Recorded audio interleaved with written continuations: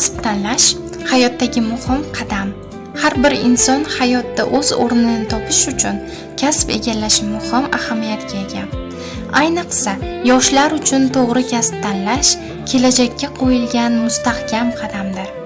Kasb insonga nafaqat daromad, balki hurmat, tajriba va jamiyatda munosib o'rin ham beradi. Bugungi kunda yoshlar uchun turli sohalarda imkoniyatlar kengaymoqda. Zamonaviy texnologiyalar, tibbiyot, ta'lim, tadbirkorlik, axborot texnologiyalari kabi sohalarda bilimli va iqtidorli yoshlarga ehtiyoj katta. Shuning uchun har bir yosh avvalo o'z qiziqishi va qobiliyatini aniqlab olishi kerak. Kasb tanlashda ota-ona, ustoz va mutaxassislar maslahati muhim o'rin tutadi. Chunki inson sevgan kasbi bilan shug'ullansa, ishidan zavq oladi va katta yutuqlarga erishadi. Inson hayotida kasb tanlash eng mas'uliyatli va muhim qarorlardan biridir. To'g'ri tanlangan kasb nafaqat moddiy farovonlik, balki insonning jamiyatdagi o'rni, baxti va muvaffaqiyatini ham belgilaydi. Shu sababli har bir yosh o'z qiziqishi, qobiliyati va intilishlarini hisobga olgan holda kasb tanlashi lozim.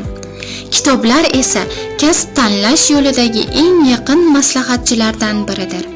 Turli sohalarga oid asarlar, mashhur insonlarning hayot yo'li haqidagi kitoblar va ilmiy manbalar yoshlarning dunyoqarashini kengaytirib, o'z imkoniyatlarini aniqlashga yordam beradi.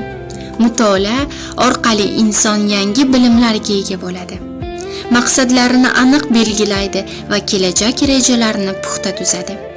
Bugungi kunda yurtimizda yoshlarning sifatli ta'lim olishi, zamonaviy hunarlarni egallashi va o'z iste'dodini namoyon etishi uchun keng imkoniyatlar yaratilgan.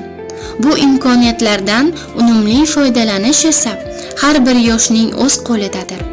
Aziz kitobsevar kitobxonlar, kasb tanlashda shoshilmang, izlaning, o'qing va bilim oling. Chunki sevib tanlangan kasb insonni muvaffaqiyat sari yetaklaydi. Unutmang, bugungi qilingan to'g'ri tanlovingiz ertangi porloq kelajagingiz poydevori bo'ladi.